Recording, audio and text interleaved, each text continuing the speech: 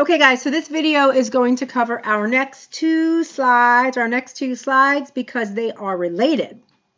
Now, despite the fact that primary exercise addiction that exists on its own without any comorbid disorders being diagnosed is a controversial idea because it's not technically part of the DSM. Nonetheless, there have been, just like for sex addiction, there have been criteria, diagnostic criteria, that clinicians have tried to agree upon for determining when something has gone from sort of enthusiasm about exercise, commitment to health and wellness and fitness, to potentially a compulsive, problematic, harmful activity. So that's what I want to talk to you guys about now on slides 14 and 15. First of all, researchers have applied the ASAM, American Society of Addiction Medicine definition of addiction, to exercise behavior in an attempt to differentiate between situations in which a person is strongly committed to exercise, driven to stay in shape and be healthy, and situations in which maybe someone's exercise behavior is becoming compulsive and potentially harmful. So here's what we've got. We've got an inability to consistently abstain from the exercise behavior. In other words, they cannot take a break from the gym, even if they have a family event to go to that day or a work event to go to that day. And if they have to skip their gym routine or their exercise, they have extreme anxiety the whole time, thinking about it, and then while they're at the other event. Second, impaired behavioral control with regard to the exercise, meaning the person knows that he or she should cut down, but they feel they can't do so. So maybe they're exercising so much to the exclusion of spending time with their family or their friends or getting work done, or even their body's not healing and they're sore, but they still can't stop doing it. Craving. In other words, when the person is not exercising, they have an extremely strong desire to exercise that is making it difficult for them to concentrate or pay attention to other life needs or other life activities. Diminished recognition of problems and or conflicts resulting from the behavior. In this case, occupational, physical, interpersonal, etc. Meaning, for example, the person's not spending time with family. They're failing to complete their work responsibilities because they're exercising. Or despite major injury, they're still exercising. So exercise becomes primary to the exclusion of other things that they should be attending to.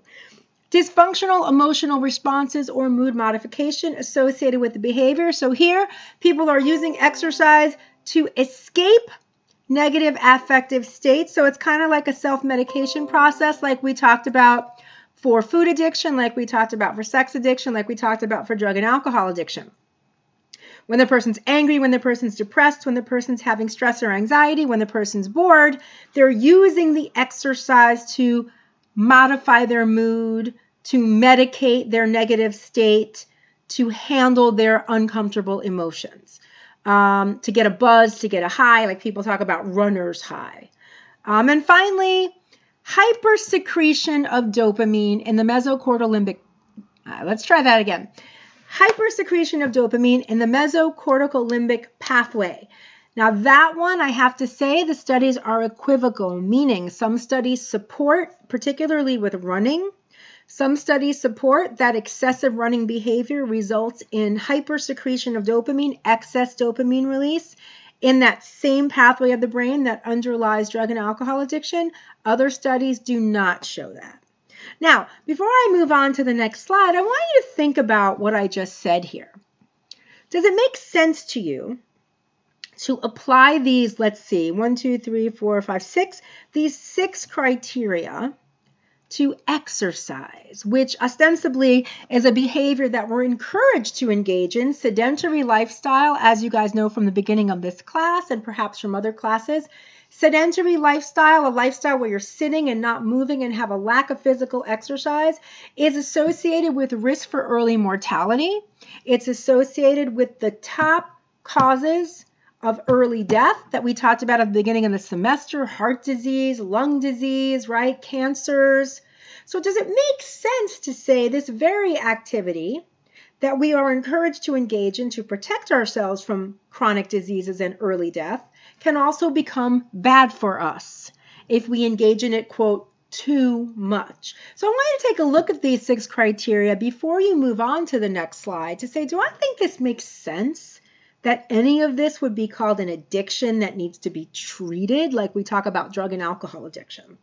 And then I want you to move on to slide 15, because slide 15 is about exercise dependence criteria from multiple researchers who make the argument that even exercise, much like food, much like sex, things we need to survive, things that are part of the human experience, things that protect our health to some extent, can also go awry and become compulsive and unhealthy. And so you'll notice very quickly that the criteria on slide 15 that has been put together by multiple researchers mirrors many of the criteria for drug and alcohol addiction, for food addiction, and sex addiction that we've talked about so far. So, just like with those other ones, there's an attempt here to align compulsive exercise with compulsive use of substances, compulsive sexual activity, and compulsive food intake.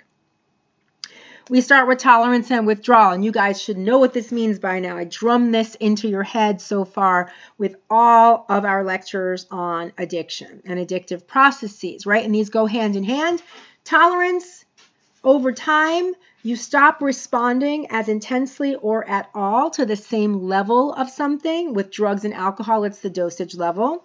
And so the person needs more of that drug or alcohol or sex or food to get the same desired outcome, right? Or they get a diminished effect with the same level. Those are the 2 ways that we define tolerance. Withdrawal, remember, involves the experience of uncomfortable physical, psychological, and emotional outcomes when the person attempts to stop the activity, whether that's drugs or alcohol, whether that's sex, whether that's food intake, right? So for exercise here, we're talking about, for tolerance, the person is not getting the same effect that he or she desires with the same amount of exercise. And then they have to increase the level of exercise to get that same outcome. And typically here we mean psychologically and emotionally. Withdrawal, they either have anxiety, fatigue, etc., or closely related problems when they stop exercising, right? And then they have to engage in the exercise again to alleviate those withdrawal symptoms. So very much similar to what we talked about with drugs and alcohol, with food, with sex.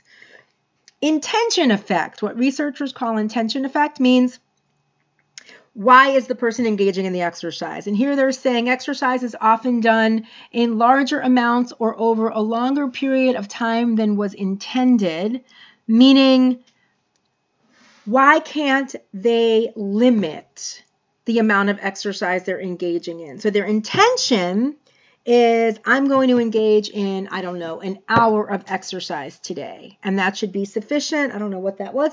That should be sufficient to achieve my health goals. That was why they said they were doing it, to achieve their health goals, and only for an hour. But then they get to the gym, and every time they're finding themselves there for 2 hours or 2.5 hours. It's always longer than they claimed they were going to, and for the reason they claimed they were going to. Then we have relapse.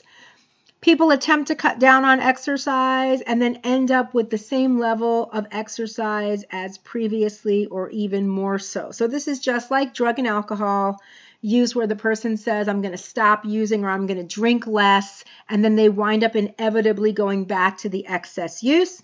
Lack of control, a persistent desire or unsuccessful effort to cut down or control. Again, this is just like all the things we've talked about so far with drugs and alcohol or sex or food.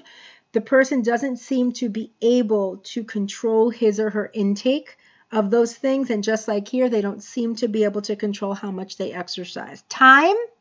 A great deal of time is spent in activities necessary to obtain exercise and to exercise. So if they go on vacation, it's always a physical activity vacation. If they're buying things, it's buying exercise equipment. Just like with drugs and alcohol, the person is always thinking about, how can I get the substance? When can I use the substance again, etc. Reductions in other activities, social, occupational, or recreational activities are given up or reduced because of exercise. This is just like, analogous to drugs and alcohol, right? People stop seeing their friends. They're not engaging with their loved ones. They're missing work because they're either recovering from drug and alcohol use or thinking about when to use again or using. Same thing here with exercise. Continuance. Researchers by this mean people continue to engage in exercise despite knowledge of having a persistent or recurrent physical or psychological problem that is most likely caused or worsened by the exercise. So, for example, you have an injury. The injury has to heal. Your doctor tells you the injury has to heal. You have to stop exercising. Or you have a surgery and you're told you can't exercise for a month or else you can rip your stitches. But you nonetheless continue despite knowing the adverse health outcomes that could take place if you do it. Finally, what researchers refer to as salience. So when something is salient, it's something that we're aware of. Here, exercise is always on the individual's consciousness and is privileged above other things, like it's the most important thing in my life. So no matter what people are doing, they're always thinking, did I exercise enough today? Oh, I didn't exercise yesterday. I have to make sure I make up for it. It's ever present on their consciousness and it's dominating their thinking over everything else. Okay, so again, I'm going to end this video here, but before we move on to our next video, I want you to really think about these criteria. Clearly, they are aligned with drug and alcohol criteria. And I want you to think about, does it make sense to you to talk about exercise along these criteria in these terms? And if people who exercise did meet these criteria with regard to exercise, would you call that a clinical problem? And why or why not? I want you to really think about that. Obviously, if we were in class, I would have people raise their hands. I would really want to have a chat about this and see what everybody thought. We're not together. We're remote. So at least promise me you're going to think about it and then meet me on the next slide.